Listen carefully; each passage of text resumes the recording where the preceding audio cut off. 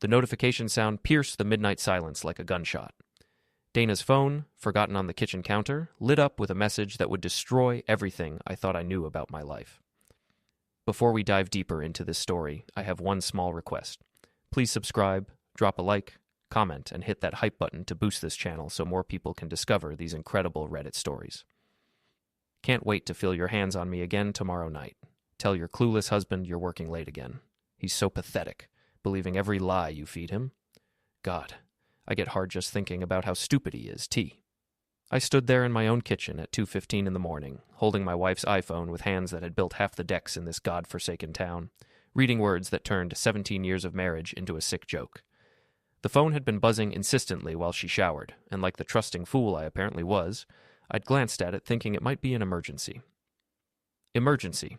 That was one word for it. My first instinct was to march upstairs and confront her right there in our bedroom, wave the phone in her face and demand answers. But something stopped me. Maybe it was the way my hands were shaking, or maybe it was the cold realization that this explained everything. The late nights, the new lingerie, the way she'd started flinching when I touched her. "Jack? Honey, what are you doing up?" Dana's voice drifted from the hallway, sweet and concerned as always. The same voice that had whispered, "I love you," just 6 hours earlier. I set the phone down carefully on the granite countertop we'd picked out together 3 years ago, my contractor's hands steadier than they had any right to be. Couldn't sleep, just getting some water. She appeared in the doorway like something out of a dream, her dark hair wrapped in the white towel I'd bought her last Christmas, wearing that blue silk robe that made her eyes look like sapphires. The same robe she'd probably taken off for Trent Bishop, her so-called business partner at Hillcrest Realty. "You sure you're okay? You look really pale." The genuine concern in her voice made my stomach turn. How long had she been perfecting this performance? How many times had she looked me straight in the eye and delivered Academy Award-worthy lies? "I'm fine," I managed, surprised by how normal my voice sounded. "Just tired from the Henderson renovation. That bathroom remodel is kicking my ass." She moved closer, and I caught a whiff of her shampoo, the expensive stuff she'd started buying recently. Another red flag I'd been too stupid to see. "Don't work so hard, baby. We need you healthy and strong." She kissed my cheek, her lips cool against my skin. "We." The word hit me like a hammer to the chest. There was no "we" anymore. Was there? Just her and Trent Bishop, and me, the pathetic husband paying the mortgage while they screwed in his downtown condo. "I'll be up in a minute," I said. "Don't stay up too late." She squeezed my shoulder.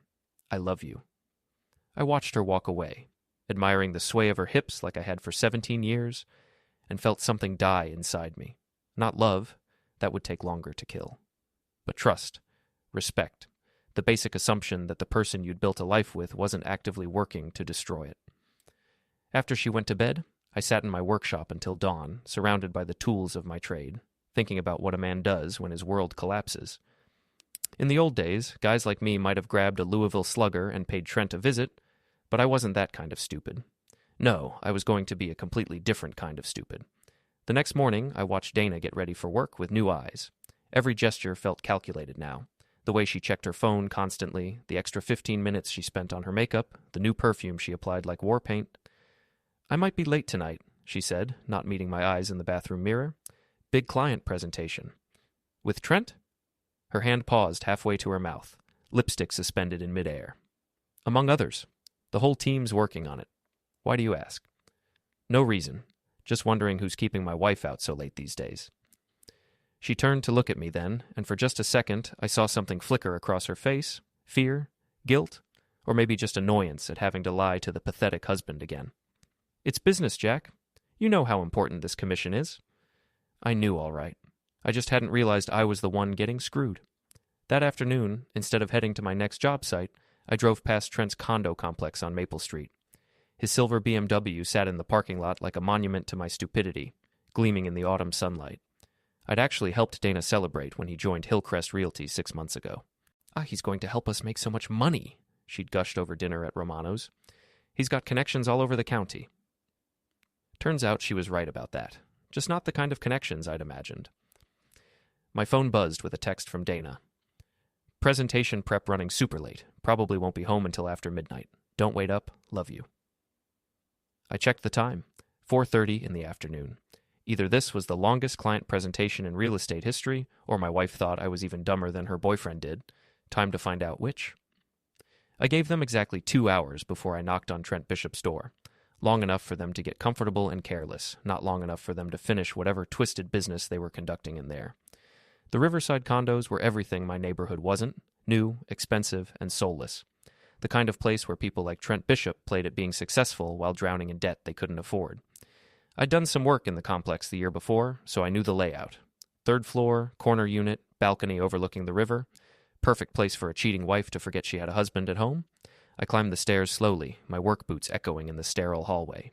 With each step, I felt something shifting inside me, like tectonic plates rearranging themselves before an earthquake.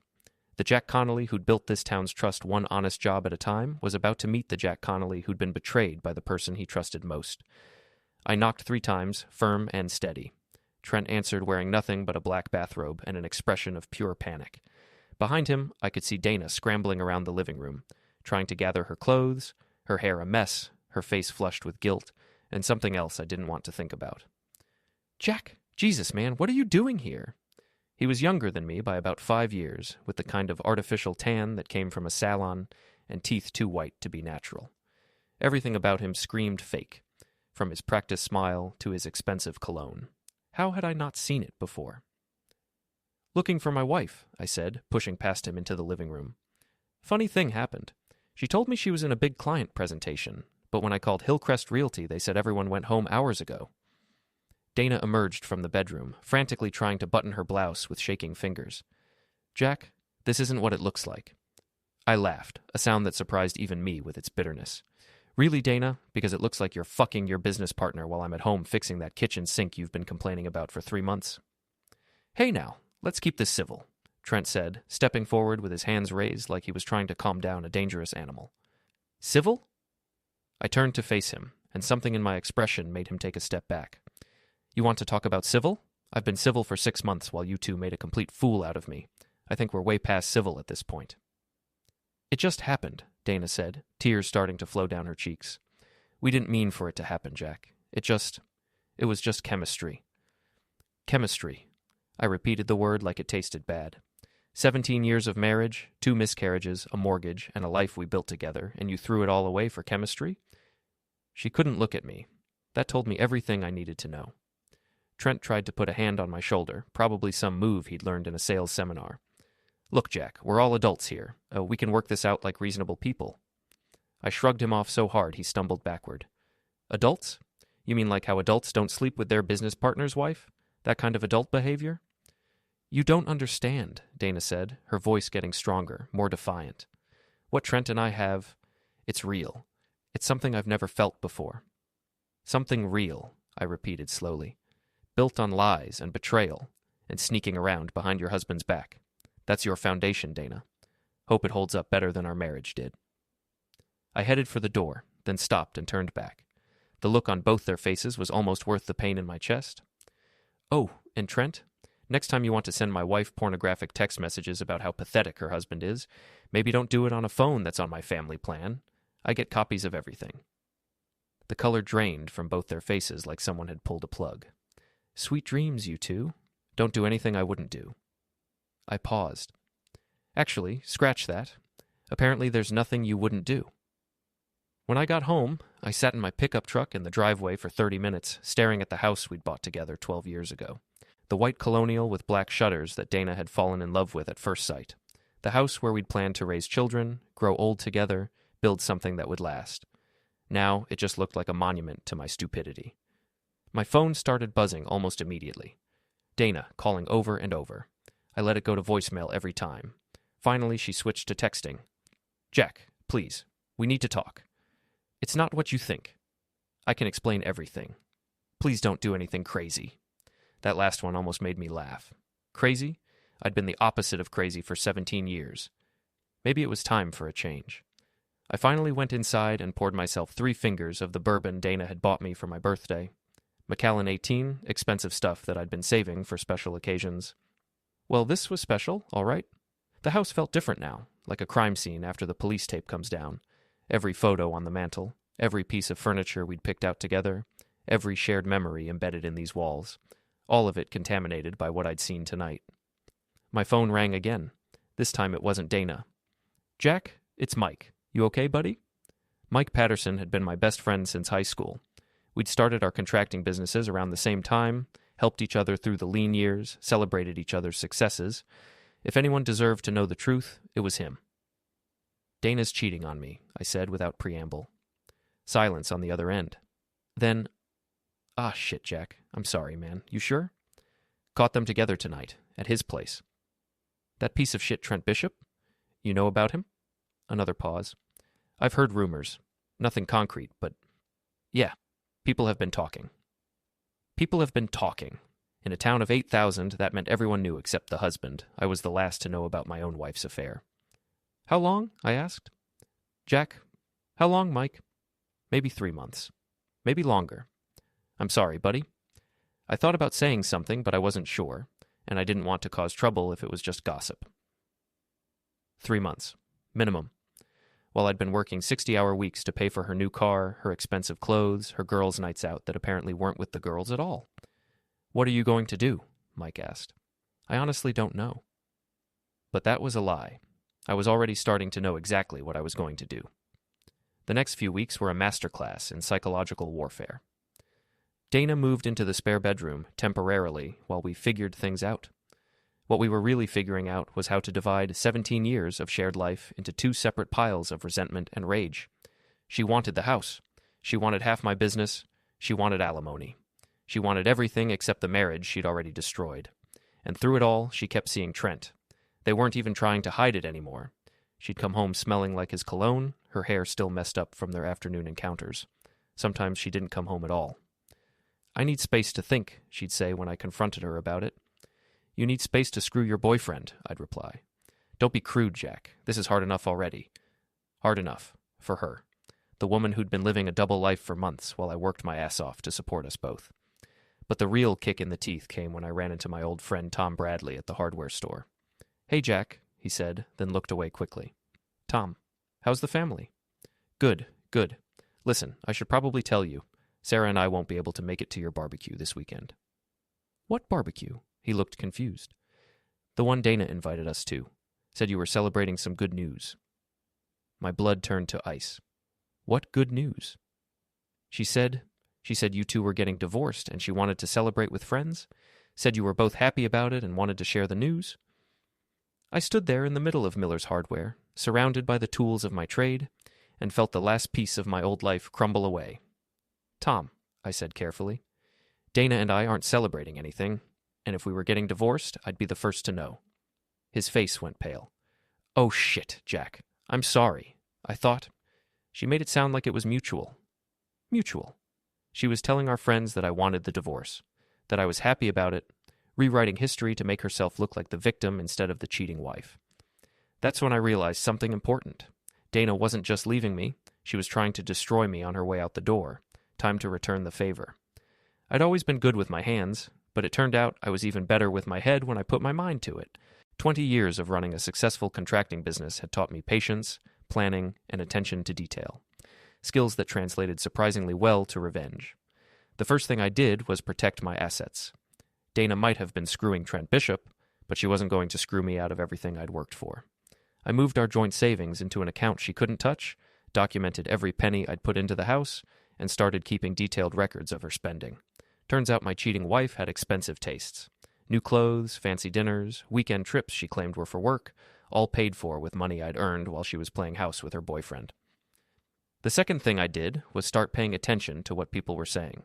In a small town, information is currency, and I'd been ignoring the market for too long. "She's been telling everyone you're abusive," Mike told me over beers at Flanagan's pub. "Says she's afraid to be alone with you." "Abusive?" I nearly choked on my drink. I've never laid a hand on her in 17 years.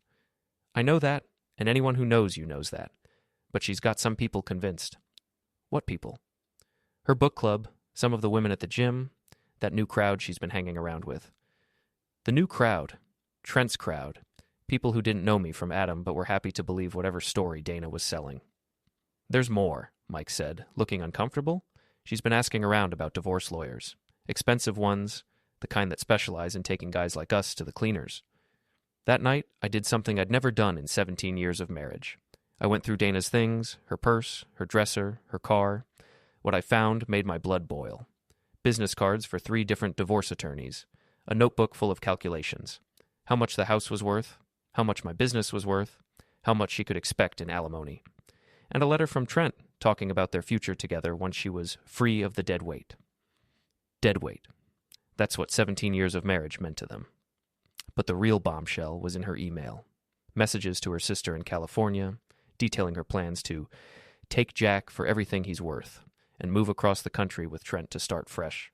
She wasn't just leaving me, she was planning to destroy me financially and then disappear with her boyfriend, leaving me with nothing but debt and humiliation. That's when I stopped feeling sorry for myself and started getting angry. Really angry. The old Jack Connolly would have hired his own lawyer, fought her in court, and probably lost half of everything anyway. But the old Jack Connolly had died the night he found that text message. The new Jack Connolly had a different plan entirely. It started with a phone call to my cousin Eddie, who worked for a private investigation firm in Boston. "I need everything you can find on Trent Bishop," I told him. "Financial records, employment history, criminal background, everything." "This about Dana?" Eddie asked. He'd always been sharp. "Yeah. I'll get back to you in a week." Next, I called my accountant and had him do a complete audit of my business finances. If Dana wanted to claim half of everything, she was going to have to prove what everything was worth, and I was going to make sure that number was as small as possible. Finally, I started documenting everything. Every lie she told, every night she didn't come home, every time she claimed to be somewhere she wasn't. I bought a small digital recorder and started keeping it in my pocket whenever we talked. "What are you doing?" she asked one morning, catching me writing in a notebook. "Just work stuff," I said, "keeping track of expenses." She seemed satisfied with that answer. After all, I was just the pathetic husband. What could I possibly be planning? She was about to find out. Eddie called back 6 days later with news that made my week. "Your boy Trent's got problems," he said. "Big ones. He owes money all over Boston. Credit cards, personal loans, gambling debts. His car's about to be repossessed, and he's 3 months behind on his condo fees." "How much does he owe?" "North of $200,000, and that's just what I could find." Jesus. "Gets better. He's been married twice before. Both wives took him to the cleaners in divorce court. Guy's got a pattern. Finds successful women, charms them, bleeds them dry, then moves on to the next mark." "Is Dana the next mark?" "Based on what I'm seeing? She's not the mark, Jack. You are. He's using her to get to your money." I hung up the phone and sat in my workshop for a long time, thinking about what Eddie had told me. Dana thought she was running away with her true love to start a new life. In reality, she was being used by a professional con man who saw her as a way to steal everything I'd worked for. Part of me wanted to warn her. After 17 years, some piece of me still cared enough to want to protect her from getting hurt. But that piece was getting smaller every day, especially after what happened next. I came home from a job site on Thursday afternoon to find Dana packing boxes in our bedroom. Not just clothes, photo albums, jewelry, things that belonged to both of us. "Going somewhere?" I asked. She didn't even look up. "I'm moving out this weekend." "Moving where?" "That's not your concern anymore." I watched her wrap our wedding china in newspaper, the set her mother had given us as an engagement gift. "Those dishes are half mine." "Sue me," she said with a laugh. "Oh, wait, you can't afford to, not after I'm done with you." That's when I knew for certain that the woman I'd married was gone. This person packing my belongings like a thief in the night was a stranger wearing Dana's face. "We need to talk about the house," I said. "My lawyer will be in touch." "Your lawyer?" She finally looked at me, and there was something cold and calculating in her eyes that I'd never seen before. "Did you really think I was going to let you keep everything just because you caught me with Trent? This is the 21st century, Jack. Women don't have to stay trapped in dead marriages anymore." "Dead marriage." The words came out harsher than I'd intended. "It was pretty alive until you started fucking your coworker." "Don't be vulgar, and don't act like this is all my fault. We've been growing apart for years." "Growing apart? Or were you just growing closer to someone else?" She went back to packing, dismissing me like I was a servant who'd spoken out of turn. "Think whatever you want. It doesn't matter anymore." "Where's Trent in all this? He helping you steal my stuff?" "Trent's been more supportive in 6 months than you've been in 6 years." I almost laughed. Supportive. If only she knew what Eddie had found out about her supportive boyfriend. "Dana," I said, trying one last time to reach whatever was left of the woman I'd married. "Do you know anything about Trent's finances?" She stopped packing and turned to face me fully. What's that supposed to mean? Do you know how much debt he's in? Do you know about his ex-wives? Do you know he's about to lose his car and his condo? Her face went through several expressions, confusion, anger, and finally contempt. I know you're desperate enough to make up lies about the man I love. The man I love. She'd never said she loved Trent before, at least not to my face, but she'd also never looked at me with such complete disdain. I'm not making anything up, I said. I had him investigated. You what? Her voice rose to a shriek. You had my boyfriend investigated? What kind of sick, controlling freak are you? The kind who doesn't like being stolen from. I'm not stealing anything from you, Jack. I'm taking what I'm legally entitled to as your wife. Half of everything I built while you were screwing around? Half of everything we built together. And if you try to hide assets or play games, my lawyer will find out. Richard Steinberg doesn't lose cases like this. Richard Steinberg. I knew that name. He was the most expensive divorce attorney in the county, famous for destroying husbands in court. Dana had definitely done her homework. Must be costing you a fortune, I said. Trent's helping with the legal fees. He believes in our future together. Trent was helping pay for the lawyer who was going to steal my money so he could get his hands on it. The irony was almost beautiful. That's generous of him, I said, especially considering he's broke. He's not broke, you pathetic liar. He's successful and sophisticated in everything you're not. He owes over $200,000 to creditors in 3 states. Stop it. He's been married twice before, and both wives divorced him for cheating. I said, stop it. He's using you, Dana. You're not his girlfriend. You're his retirement plan. She threw the picture frame she'd been holding at my head. I ducked, and it shattered against the wall behind me. Our wedding photo, glass scattered across the hardwood floor I'd installed myself. Get out, she screamed. Get out of this room right now. It's my house, too. Not for long. Richard says I can get the house, half your business, and alimony. By the time I'm done with you, you'll be lucky to afford a trailer park. I looked at the broken glass, at the boxes full of my life, at the woman who'd shared my bed for 17 years and now wanted to destroy me for the crime of trusting her. You know what, Dana?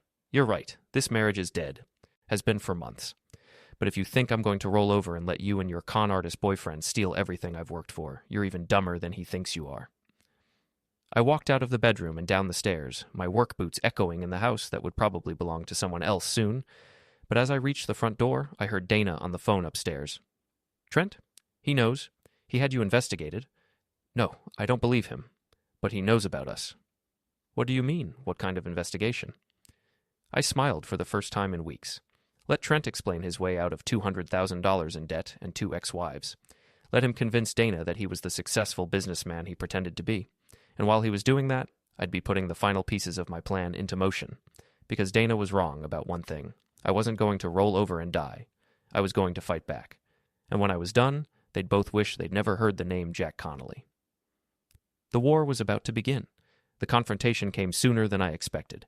I was in my workshop Saturday morning, sharpening chisels and planning my next move, when the door burst open. Trent Bishop stood there in his expensive suit, his face red with rage, looking like he wanted to start a fight he couldn't finish. You son of a bitch, he snarled. What gives you the right to investigate me? I set down my chisel and turned to face him slowly. Same right you had to fuck my wife, I guess. Dana told me what you said. Those lies about my finances, my ex-wives. You're trying to poison her against me because you can't accept that she chose a better man. I laughed, a sound that seemed to surprise him. Better man? Trent, you owe more money than I make in 3 years. Your car's about to be repossessed, you're behind on your condo fees, and you've got gambling debts in 2 states. What exactly makes you better than me? His face went pale, but he kept up the bluster. That's all lies. I'm successful. I make more in a month than you make in a year. Really? Then why did you borrow $5,000 from Dana last week? She thinks it was for a business investment, doesn't she? But we both know it was to keep your creditors from breaking your kneecaps. The color drained completely from his face now. How did you? I told you. I had you investigated. I'm a professional job, not some amateur bullshit. I know about the gambling, the debts, the ex-wives who both divorced you for cheating. I know you're not a successful businessman, so you're a con artist who preys on lonely women. You don't know what you're talking about. I pulled out a manila folder from my workbench and tossed it at his feet. Credit reports, court documents, employment records. It's all there, Trent. Every lie you've told, every debt you've hidden, every woman you've screwed over. Dana might be stupid enough to believe your act, but I'm not. He stared at the folder like it was a venomous snake. "What do you want?" "I want you to disappear. Pack up your shit, leave town, and never contact my wife again." "I love her." "You love her bank account, which, by the way, is about to get a lot smaller when her divorce lawyer finds out she's been funding a gambling addict. She'll never believe you. Maybe not, but Richard Steinberg will. Divorce lawyers hate it when their clients hide assets or make questionable financial decisions during proceedings. Tends to hurt their cases." Trent's hands were shaking now. "You can't prove anything." "Bank records showing Dana's payments to you, credit card statements showing your gambling losses, testimony from your ex-wives about your pattern of financial abuse. I can prove everything, Trent. The question is whether you want me to." He was quiet for a long moment, staring at the folder. When he looked up, the fake charm was gone, replaced by the desperate look of a cornered rat. "What if I leave? What's in it for you?" "I don't destroy you publicly. Dana gets to keep whatever dignity she has left. And maybe, just maybe, she realizes what a bullet she dodged before it's too late. And if I don't leave," I picked up the hammer from my workbench, felt its weight, and looked at Trent Bishop across the room. Not a threat, but close enough. "You've got 48 hours, I said. "After that, everyone in town learns what you really are. A con artist living off married women." He tried to laugh, but the sweat on his neck gave him away. "You're bluffing. Try me." When he finally bent to pick up the folder, his hands were shaking. "She really loves me," he said. "Maybe," I told him, "but you don't love her. If you did, you wouldn't be using her to pay your debts." After he left, I sat in the dark workshop, the smell of oil and sawdust thick in the air. The old Jack Connolly would have been horrified at what I'd just done. The new Jack had stopped apologizing. An hour later, Dana called, screaming, accusing. "You're trying to ruin my relationship because you can't stand that I'm happy." "Happy?" I said. "The man you love is a gambler who's already planning his escape." "Liar! He loves me." "Then why is he packing?" Silence.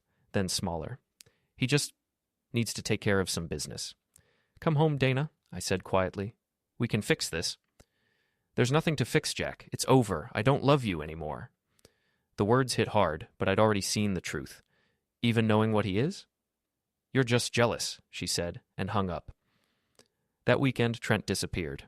Left town with nothing but a suitcase and 3 months' unpaid rent. The landlord called me Monday morning. Dana had co-signed his lease. When she found his condo empty, she called from the parking lot, sobbing. "He's gone." "I'm sorry," I said, and meant it. He left a note, said he'll send for me when he's settled. "Do you believe that?" "I don't know what to believe anymore." "Then come home." She did. That night. One suitcase, hollow eyes, 10 years older. We sat at the kitchen table like ghosts of ourselves. "I'm sorry," she said. "I thought he loved me." "He loved your bank account," I said, and the thrill of taking what isn't his. When she asked if I'd had him investigated, I nodded. When she asked about his debts and ex-wives, I told her the truth. Every word broke her a little more. "You must hate me," she whispered. "No," I said. "I just finally stopped letting you hurt me." We talked for hours, and by morning, we both knew it was over. There was no rebuilding this, so we agreed to end it with dignity, no lawyers tearing us apart again, no bitterness. She kept the house. I kept the business, my tools, and my truck. We split the rest down the middle, fair, honest, final. The divorce was finalized on a cold Thursday in November. 17 years reduced to signatures. "What will you do now?" she asked. "Work, maybe travel, start over." She nodded. "I'll try to figure out who I am without being someone's wife." "Take care of yourself, Dana," I said, and walked away without looking back. 3 months later, I heard Trent had been arrested in Florida for fraud. 5 to 10 years, they said. I thought about calling her, but didn't. Some lessons people have to learn on their own. I bought a smaller house across town, buried myself in work. Business thrived. People respected me again. The old Jack Connolly had been a good man who trusted too easily. The new Jack Connolly was still a good man, just one who finally knew how to fight back. And that, I realized, made all the difference. The end. Don't forget to hit like, subscribe, and turn on the bell so you don't miss the next story. Write in the comments from which city you are watching,